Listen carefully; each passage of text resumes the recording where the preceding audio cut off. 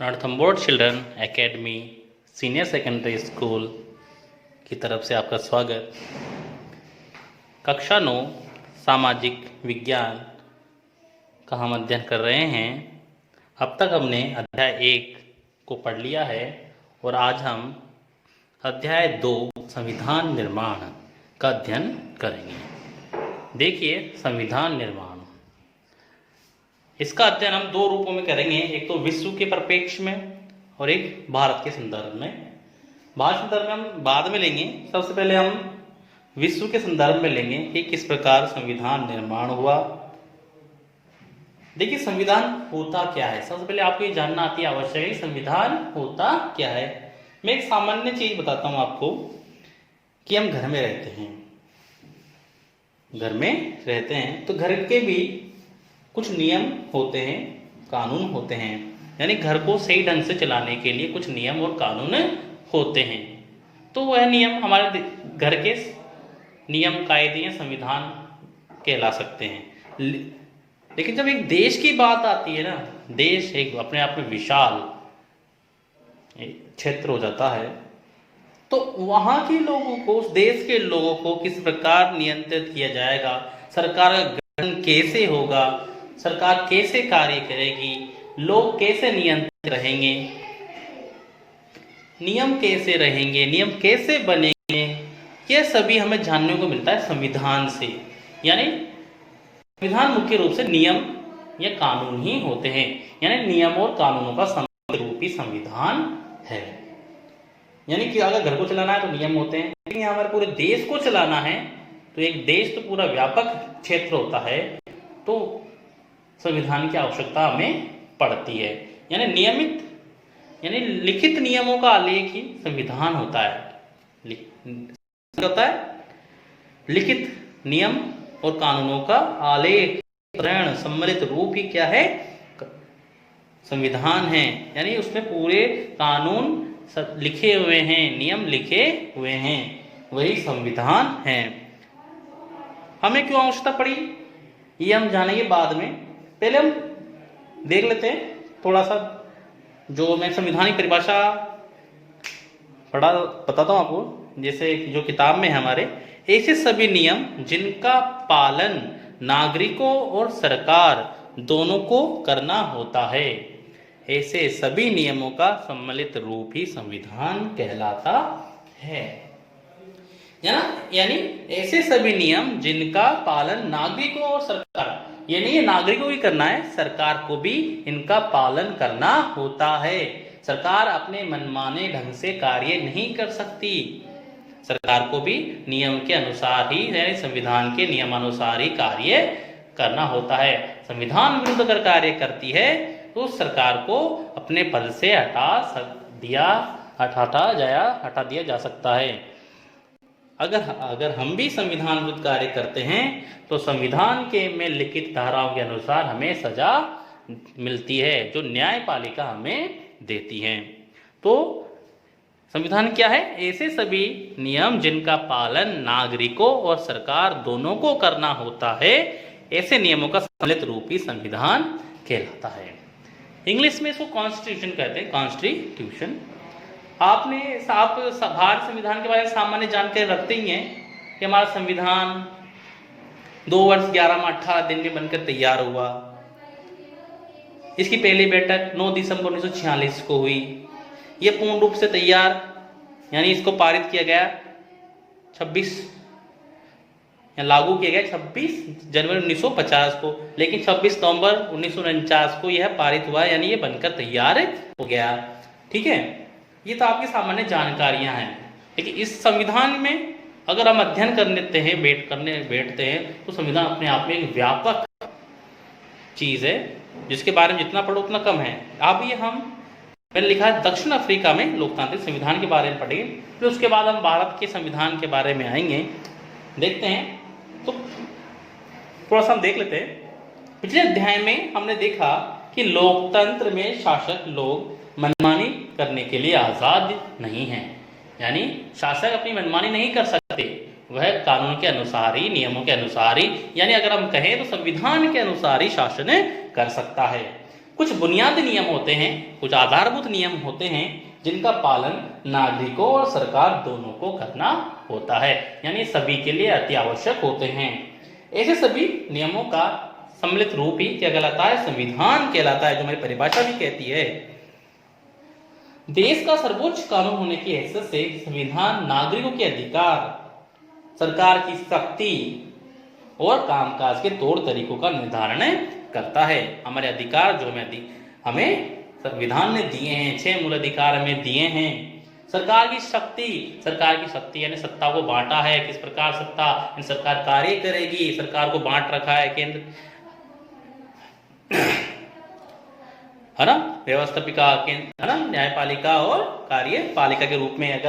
अगर सत्ता को देखें, अगर क्षेत्रों के आधार पर, तो एक केंद्र सरकार होती है, एक राज्य सरकार होती है, एक स्थानीय सरकार होती है। इस तरह से सरकार को भी बांट रखा है। तो कोई सी भी सरकार अपने अनुसार कार्य नहीं करती, संविधान के अनुसार ही उन्हें कार्य करना होता है। इस अध्याय में हम लोकतंत्र के संवैधानिक स्वरूप पर बुनियादी सवाल उठाएंगे। हमें संविधान की जरूरत क्यों होती है, संविधान बनते कैसे हैं, कुछ बुनियादी सवाल उठाएंगे जिसमें संविधान की जरूरत क्यों होती है। मैंने स्टार्टिंग में आपको बताया संविधान की जरूरत क्यों होती है, यानी नियम ही तो है, नियमों का संग्रहण ही तो है, क्या है? संविधान है। यानी देश को चलाने के लिए नियमों की आवश्यकता होगी, और ये नियम किस में लिखे गए हैं? संविधान में लिखे गए हैं। तो देश को चलाने के लिए, सुचारू ढंग से चलाने के लिए, सही ढंग से चलाने के लिए संविधान की हमें अति आवश्यक है। संविधान बनते कैसे हैं? संविधान बनते कैसे हैं कि संविधान के निर्माण की जो पूरी प्रक्रिया है किस प्रकार चलती है, कौन लोग इसे बनाते हैं, इसके बारे में भी हम जानेंगे। कौन बनाता है और किस तरीके से बनाता है। किसी लोकतांत्रिक देश के संविधान को आकार देने वाले मुख्य मूल्य कौन कौन से हैं, कि संविधान में क्या क्या ऐसी चीजें होती हैं, क्या क्या ऐसे नियम होते हैं जो उसमें शामिल किए जाते हैं। हमारे भारत संविधान ने हमें अधिकार दिए हैं तो कर्तव्य भी दिए हैं, नीति निर्देशक तत्व भी हैं जो सरकार निर्देशित करते हैं कि सरकार ऐसे कार्य करे। हमारे संविधान ने अनुच्छेद भी हैं, अनुसूचियां भी हैं। तो ये सब संविधान के अंग हैं। हमारे संविधान की एक प्रस्तावना भी है। हमारे भारत संविधान की बात करें तो प्रस्तावना भी, जो आत्मा कहलाती है। तो ये सभी अंग होते हैं। एक बार संविधान बन जाने के बाद क्या बाद में बदलती स्थितियों के अनुरूप उन्हें बदलाव कर सकते हैं। कि मान लो अगर संविधान बन चुका है, तैयार हो गया, पूर्ण रूप से तैयार हो गया है, लेकिन आप पता है परिवर्तन संसार का नियम है। यानी कई नियम ऐसे होते हैं जो उस वक्त, यानी अगर हम हमारे संविधान के, भारत संविधान से तुलना करें तो 1950 सही थे, लेकिन आज वह नियम हमें कुछ सही नहीं लगते, तो क्या उनमें बदलाव किया जा सकता है, उनको परिवर्तन किया जा सकता है? हाँ, हमारे संविधान में तो ये है कि हम उनमें बदलाव कर सकते हैं, हम उनमें बदलाव कर सकते हैं संविधान संशोधन के माध्यम से। इसलिए हमारे संविधान की विशेषता होती है कठोर एवं लचीला संविधान है। इन कुछ नियम ऐसे हैं जिन्हें आसानी से बदल सकते हैं, और कुछ नियम ऐसे हैं जिन्हें हम आसानी से बदल नहीं सकते। उनमें एक लंबी प्रक्रिया लगती है, तब जाकर उनको बदला जा सकता है। तो हम बदल भी सकते हैं। हाल ही के देशों में संविधान बनाने का एक उदाहरण दक्षिण अफ्रीका का है। दक्षिण अफ्रीका से हम लेते हैं दक्षिण अफ्रीका में लोकतांत्रिक संविधान। वहां क्या हुआ और दक्षिण अफ्रीकी लोगों ने किस तरह अपने संविधान निर्माण के कार्य को अंजाम दिया, किस प्रकार उन्होंने बनाया। आज की कक्षा में हम सिर्फ इसी के संदर्भ में पढ़ेंगे। अगली कक्षा में हम भारतीय संविधान के बारे में पढ़ेंगे। हम इस अध्याय की शुरुआत में इसी अनुभव पर गौर करेंगे। इसके बाद हम भारत संविधान के निर्माण और उसके पीछे के मौलिक विचारों, मूल्यों की चर्चा करेंगे और देखेंगे कि किस तरह नागरिकों के जीवन और सरकार के अच्छे कामकाज के लिए बढ़िया ढांचा उपलब्ध कराता है। तो इससे संबंधित मैं एक चीज बता रहा हूं आपको। यहाँ नेल्सन मंडेला आपने सुना होगा, जिस प्रकार भारत में राष्ट्रपिता के नाम से महात्मा गांधी को जाना जाता है, उसी प्रकार दक्षिण अफ्रीका में नेल्सन मंडेला को जाना जाता है। नेल्सन मंडेला, उन्होंने एक वक्तव्य दिया है कि मैंने गोरों के प्रभुत्व के खिलाफ संघर्ष किया है। यानी दक्षिण अफ्रीका में रंगभेद की नीति चल रही थी। रंगभेद यानी गोरे जो लोग थे वो अश्वेत लोगों को, यानी काले लोगों पर क्या कर रहे थे? अत्याचार कर रहे थे। वर्ण के आधार पर, रंग के आधार पर वह उन पर अत्याचार कर रहे थे। इसी का विरोध किया नेल्सन मंडेला ने। मैंने गोरों के प्रभुत्व के खिलाफ संघर्ष किया है और मैंने ही अश्वेतों के प्रभुत्व का विरोध किया है। मैंने एक ऐसे लोकतांत्रिक और स्वतंत्र समाज की कामना की है जिसमें सभी लोग पूरे मेलजोल के साथ रहें और सबको समान अवसर उपलब्ध हो। देखिए, ये समान अवसर ही हमारा संविधान हमें उपलब्ध करवाता है सभी को, जिसे हमें अधिकार दिए ना, समानता का अधिकार, ये समान अवसर उसी में से निकला बेटा। मैं इसी आदर्श के लिए जीवित रहना और इसे पाना चाहता हूं, और अगर जरूरत पड़ी तो इस आदर्श के लिए मैं जान देने को भी तैयार हूं। एक नेल्सन मंडेला के कथन थे। ये नेल्सन मंडेला का कथन है कि जिन पर दक्षिणी अफ्रीका की गोरों की सरकार ने देशद्रोह का मुकदमा चलाया, देशद्रोह का मुकदमा चलाया, उनका विरोध करने के लिए। किसके विरोध किया उन्होंने? रंग भेद की नीति का, विशेष रूप से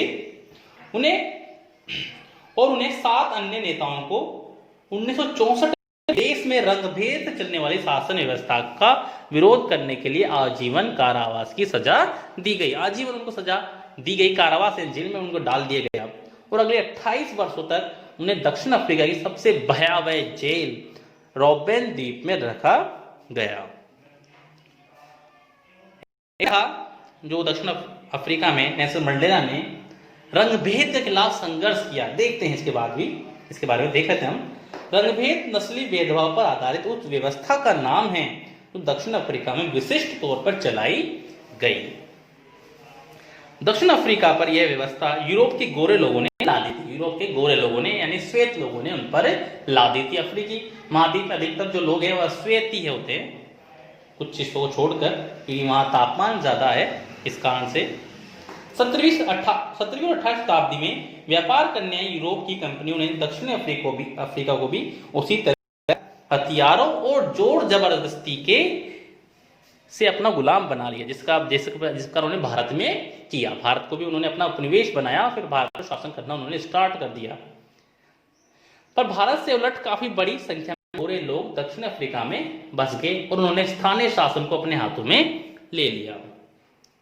उन्होंने पूरे दक्षिण अफ्रीका को अपने हथिया लिया और शासन व्यवस्था पर अपना शासन स्थापित कर दिया। रंगभेद की राजनीति ने लोगों को अपनी चमड़ी के रंग के आधार पर बांट दिया। चमड़ी के रंग के आधार पर, यानी कलर, त्वचा के रंग के आधार पर बांट दिया। गोरे अलग, काले अलग, यानी गोरे सर्वश्रेष्ठ और काले गिरे हुए, एक तरह से हम कह सकते हैं। दक्षिण अफ्रीका के स्थानीय लोगों की चमड़ी का रंग काला होता है। मुख्य रूप से स्थानीय जो लोग थे, वहां के मूलभूत निवासी वो कैसे थे? काले थे। आबादी 3/4 है और उन्हें अश्वेत कहा जाता था। 3/4, यानी अगर हम देखें तो 100 में से 75 हिस्सा, 100 में से 75% हिस्सा के लोग वहां पे क्या थे? काले थे, और 25 लोग क्या थे? श्वेत, यानी गोरे थे। तो उस 25% लोग 75% लोगों पर शासन कर रहे थे। श्वेत और अश्वेतों के अलावा वहां मिश्रित नस्लों, जिन्हें रंगीन चमड़ी कहा जाता था, और भारत से गए लोग भी थे, जिसे हम जो मिक्सचर कह सकते हैं, सांवले। गोरे शासक लोगों के अलावा शेष छोटा और नीचा मानते थे। गोरे अपने आप को सर्वश्रेष्ठ मानते थे और दूसरों को, यानी काले लोगों को, नीचा मानते थे। इन्हें वोट डालने का अधिकार भी नहीं था।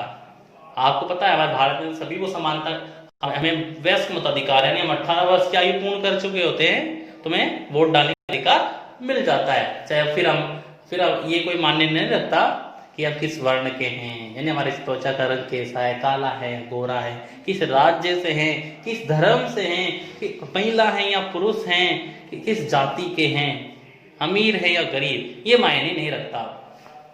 लेकिन वहां पर रंगभेद जो नीति थी, उसके तहत क्या हुआ कि गोरे लोगों को ही वोट डालने का अधिकार दिया गया और काले लोगों को उससे वंचित रखा गया। रंगभेद की शासकीय नीति अश्वेतों के लिए खास तौर से दमनकारी थी। उनको कुचला जा रहा था, उनकी आवाज को भी। उन्हें गोरों की बस्तियों में रहने और बसने की इजाजत नहीं थी, यानी काले लोगों को वहां पर रहने भी नहीं दिया जाता था। परमिट होने पर ही वह वहां जाकर काम कर सकते थे। रेल गाड़ी, बस, टैक्सी, होटल, अस्पताल, स्कूल और कॉलेज, पुस्तकालय, नाट्यगृह, समुद्र तट, तरणा-तल और सार्वजनिक शौचालय तक में गोरों और कालों के लिए एकदम अलग अलग इंतजाम थे। यानी वहां सभी सार्वजनिक स्थलों पर भी अलग अलग व्यवस्था की गई थी गोरे और कालों में। आपने एक सुना होगा, महात्मा गांधी को भी एक बार दक्षिण अफ्रीका में ट्रेन से वापस उतार दिया गया उनकी काली त्वचा के कारण। तो देख सकते हैं वहां रंग भेद किस प्रकार से व्यापक था।